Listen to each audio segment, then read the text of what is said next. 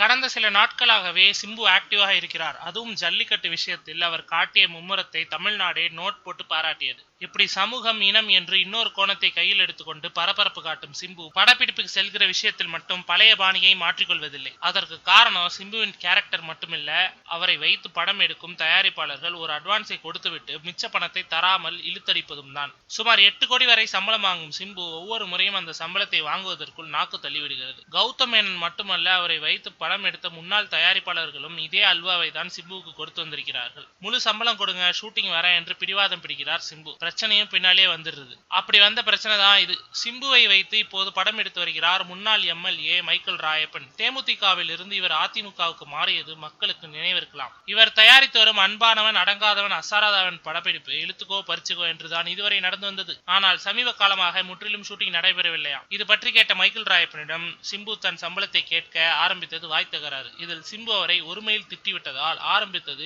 கலகம். நள்ளிரவு சில குண்டர்களை சிம்புவின் வீட்டுக்கு அனுப்பி அவரை தாக்க சொன்னாரா மைக்கேல் ராயப்பன். வாடா, முடிஞ்சா மேல கைய வச்சு பாடுறா என்று சிம்புவும் விடைத்து கொண்டு கிளம்பியிருக்கிறார். இதனால் கூச்சம் குழப்பம் நிலவியதாக தகவல். அதற்குள் எழுந்து வாசலுக்கு ஓடி வந்த டிஆர் தன் பங்குக்கு சிங்கம் போல கர்ஜனை செய்ய அந்த ஏரியாவே நள்ளிரவில் நாரகாசம் ஆகிவிட்டது. சிம்புவை தாக்க வந்த குண்டர்கள் அங்கிருந்து தப்பி ஓடிவிட்டார்களாம். இதையடுத்து தன்னையும் தன் மகன் சிம்புவையும் தாக்க வந்ததாக மைக்கேல் ராயப்பன் மீது புகார் கொடுத்திருக்கிறார் டிஆர். போலீஸ் விசாரித்துக் கொண்டிருக்கிறது.